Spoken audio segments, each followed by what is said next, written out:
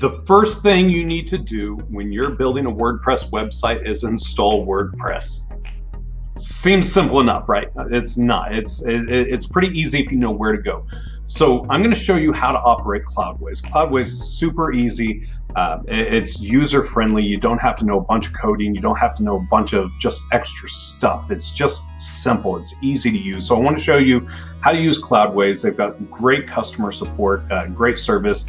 Yes, I'm affiliate with them, but even if I wasn't, it's who I've been using for years, and I just love them. They're very easy to work with. So as you can see, I'm in one of my dev accounts, and so we've got our development server, and I'm going to just show you what you need to do to start a new website.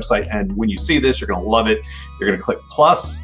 You're going to go in here. If you want to add a new server, you can, but we're going to click add application. And again, we're going to go to our server. We're going to click add application. And then we're going to select what application. Now check this out. You can do WordPress 5.3. If you want to install WooCommerce, you can for free. That's a huge value add. If you want to build a multi-site, you can with Cloudways, which is awesome. If you want clean with no optimizations, you can do that. If you're going to keep it on Cloudways and you're happy with that, you can go version 5.3. Just click that, you name your application, and we're just going to call this SiteBuddy Template 1. And you can select your clients. If you want to name your client, your projects over here, you can do that. And then you click add application. Now, guess what?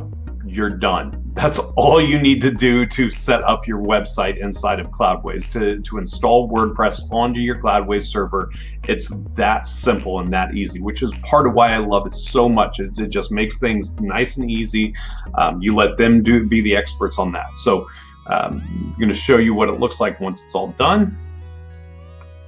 Okay, and as you can see, we got a little pop-up up here that says SiteBuddy Template 1 has been installed. So we're going to click this, and it's going to take you here. Now, your application URL is going to take you to the actual website itself, which you can see here.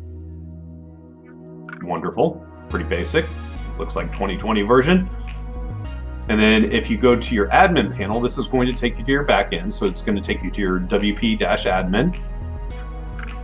And then for your username, you're going to click to copy and paste. And then for your password, you're going to click to copy, paste, and log in. And now you're ready to start building on your WordPress website. That easy, right? How's it going? This is Keith Knapp with SiteBuddy, and